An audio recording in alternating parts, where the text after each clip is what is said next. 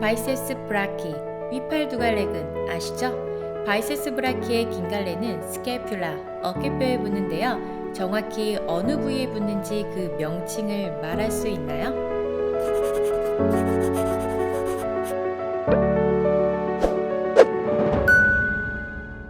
안녕하세요. 벌써 5번째 영상으로 만났는데요.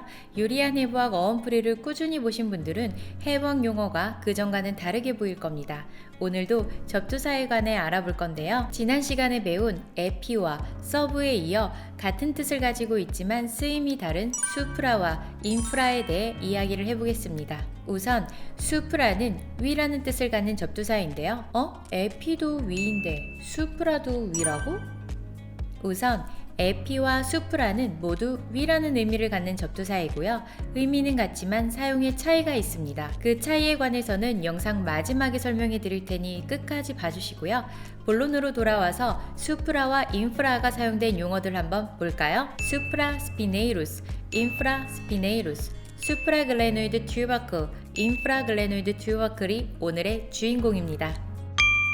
첫 번째로 수프라 스피네이루스 가시위근과 인프라 스피네이루스 가시아레근을 알아보겠습니다. 여기서 수프라는 위라는 의미를 갖는 접두사로 쓰였고요. 인프라는 아래라는 의미를 갖는 접두사로 쓰였습니다. 스피네이루스에서 스피는 스파인, 즉 가시를 의미합니다. 네이루스는 태어나다, 만들어지다라는 의미를 갖기 때문에 수프라 스피네이루스는 가시 위에서 발생한다라는 뜻이 되어 가시 위에서 시작하는 근육, 즉 가시 위근이 되는 것이고, 인프라 스피네이루스는 당연히 가시 아래근이 되겠죠. 이 가시 위근에 있는 곳은 어깨뼈의 가시 위 오목이고요.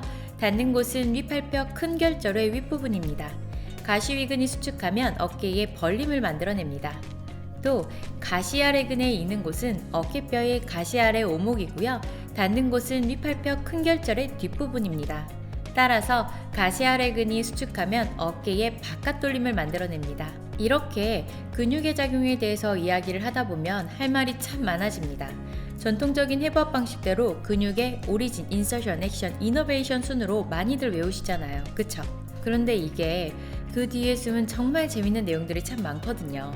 오리진과 인서션만 제대로, 아니 정확히 알아도 전통적인 해부학 방식을 뛰어넘어 근육의 기능적 움직임을 쉽게 이해하고 바로 실전에서 활용할 수 있는데 말이죠. 이게 대충 거기 어디쯤이라고 말을 하는 건 아는 게 아닌 겁니다. 제 이야기가 잠깐 샜는데요. 제가 근육에 대해 계속 이야기를 하다 보면 말이 더 길어질까봐 영상에서는 이만하고요. 이런 이야기들을 더 알고 싶으신 분들을 위해 제가 오프라인 강의를 통해 따로 자리를 마련하도록 하겠습니다.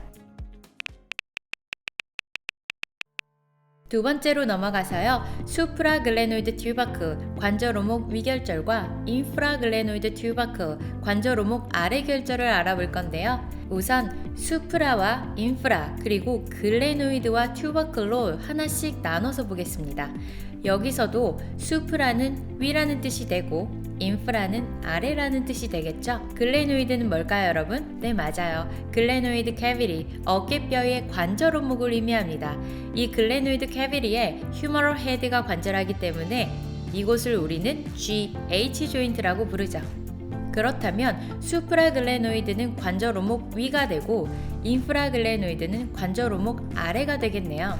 또 튜버클은 결절이라고 하는데요. 이 튜버클은 뼈의 볼록하게 튀어나온 부분을 의미합니다. 뼈의 볼록한 부분과 오목한 부분에 관해서는 다음번에 정리해드리겠습니다. 결절은 그냥 뼈에서 툭 튀어나온 부분이구나 정도만 알아두시면 좋겠습니다.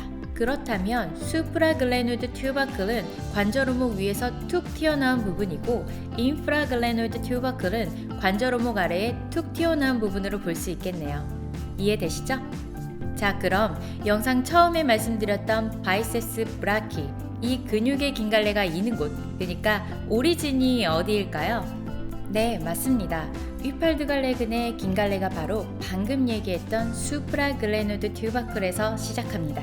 막연하게 어깨뼈 어디쯤, 어깨 위쪽 어디쯤이 아니라 정확한 부위의 이름을 알고 그 위치를 아는 건 중요합니다. 왜 그럴까요? 우리 몸은 뼈대가 겉모습을 만들어주고 뼈와 뼈가 만나는 부위는 관절이 되어 움직임을 가능하게 해주죠. 또 그 관절을 움직이는 힘의 원천은 근육입니다. 이 근육이 수축하는 방향에 따라 관절과 뼈는 움직임을 만들어내겠죠. 결국 근육이 어느 방향으로 잡아 당기느냐를 알아야 움직임을 알 수 있다는 말이겠네요. 움직임을 이해한다는 것은 다른 게 없습니다. 움직임을 이해하고 싶다면 정확한 근육의 오리진과 인서션을 아는 것, 이들이 어느 위치에서 어느 방향으로 주행하는지, 즉 근육의 힘 벡터를 아는 것이 전부입니다. 그래서 근육의 정확한 부착 부위를 아는 것은 매우 중요합니다. 이해되시죠? 오늘은 위를 뜻하는 접두사인 수프라와 아래를 뜻하는 접두사인 인프라에 대해 알아보았습니다. 어렵지 않으셨죠? 자, 그럼 이제 에피와 수프라의 차이점을 정리해 볼까요? 지난 시간에 배운 에피도 위, 오늘 배운 수프라도 위, 이 둘은 뭐가 다른 걸까요? 우선 에피와 서브는 위와 아래를 뜻하는 접두사이긴 한데요. 이 아이들은 기준선이 없어요. 뉘앙스가 좀 다릅니다. 사용하는 상황이 좀 다르단 얘기죠. 이게 무슨 말이냐면 어떤 기준점의 바로 위 혹은 아래가 아니라 에피는 막연하게 위, 그니까 over, upon 같은 느낌? 서브는 아래 어딘가, below 같은 느낌? 이럴 때 에피와 서브가 쓰인다는 겁니다. 그리고 수프라와 인프라는 기준선 같은 게 존재한다는 거죠. 위치가 명확하게 정해져 있다는 말입니다. 그리고 꼭 둘이 짝으로 붙어 다닙니다. 어떤 기준선을 중심으로 바로 위를 수프라, 이 수프라는 above의 뉘앙스죠. 기준선의 아래를 표현하고 싶을 때는 인프라를 쓰고요. 인프라는 영어로 under의 뉘앙스가 있는 겁니다. 이게 무슨 말인가 싶죠. 오늘 배운 수프라와 인프라는 수프라스피네이루스, 인프라스피네이루스도 수프라글레노이드 튜바클, 인프라글레노이드 튜바클처럼 명확하게 어떤 기준점을 두고 위와 아래를 짝을 지어서 말합니다. 또 에피와 서브가 들어간 단어들은 에피컨다일, 에피살라무스, 서브아시피타머스, 서브스케퓰라리스처럼 에피와 서브는 명확한 기준점을 두고 위와 아래를 짝을 지어주지 않고 위쪽 어딘가 혹은 아래쪽 어딘가이거나 그 주변을 포함하는 의미를 담고 있다는 거죠. 이해가 되시죠? 이렇게 이 느낌이 미묘하게 다르다는 걸 이해하셨으면 좋겠습니다. 앞으로 수프라와 에피가 들어간 용어들을 볼 때 좀 더 관심을 가지고 이 뉘앙스를 느끼고 보면 그 의미가 다르게 느껴질 겁니다. 우리 선생님들은 필드에서 근골격계 질환을 가지고 있는 분들을 종종 만나게 되잖아요. 캡슐라이티스, 버자이티스, 스콜리오시스, 마이알지아, 마이오마를 보면 무슨 질환인지 딱 느껴지시나요? 용어들을 먼저 이해하고 질환에 관한 전문적인 지식을 가지고 있어야 회원분들에게 신뢰를 주고 또 만족을 줄 수 있는 수업을 제공할 수 있을 것입니다. 그래서 다음 시간에는 질환에 대한 이해를 돕기 위해 질환을 표현하는 전미사들에 대해 알아보고 어려웠던 질환명과 친해지는 시간을 가져볼까 합니다. 자, 오늘 배운 내용을 정리해볼까요? 수프라스피네이루스, 수프라글레누드 튜바클, 수프라는 위, 인프라스피네이루스, 인프라글레누드 튜바클, 인프라는 아래, 수프라는 위, 인프라는 아래.